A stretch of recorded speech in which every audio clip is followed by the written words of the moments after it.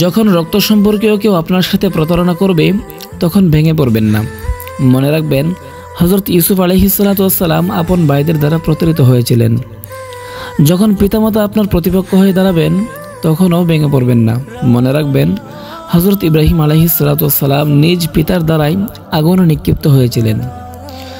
যখন ঘোর বিপদে পতিত হয়ে বের হয়ে আসার আর কোনো উপায়ান্তর খুঁজে না পান, আশার শেষ আলোটুকু দেখতে না পান, তখনও ভেঙে পড়বেন না।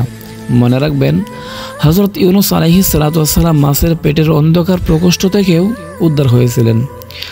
যখন আপনার বিরুদ্ধে অপবাদ আরোপ করা হবে আর গুজবে দুনিয়া ছড়িয়ে যাবে, ভেঙে পড়বেন না, এসবে কান দিবেন না। মনে রাখবেন, হযরত আয়েশা সিদ্দিকা রাদিয়াল্লাহু তাআলা আনহার বিরুদ্ধেও অপবাদ আরোপ করা হয়েছিল। যখন আপনি অসুস্থ হয়ে পড়বেন, ব্যথায় কাতরাতে থাকবেন, তখনও ভেঙে পড়বেন না। মনে রাখবেন, হযরত আইয়ুব আলাইহিসসালাম আপনার চেয়েও 1000 গুণ বেশি অসুস্থ ছিলেন।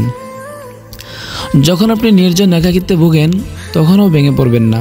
স্মরণ করুন, হযরত আদম আলাইহিসসালামকে প্রথমে একাকী সঙ্গীবিহীন সৃষ্টি করা হয়েছিল। যখন কোনো যুক্তি দিয়ে আপনি কোনো একটি অবস্থার পেছনের কারণ খুঁজে পাবেন না, তখন কোনো প্রশ্ন ব্যতীতই স্মরণ করুন হযরত নূহ আলাইহিসসালামের কথা, যিনি অসময়ে কিস্তি নৌকা তৈরি করেছিলেন।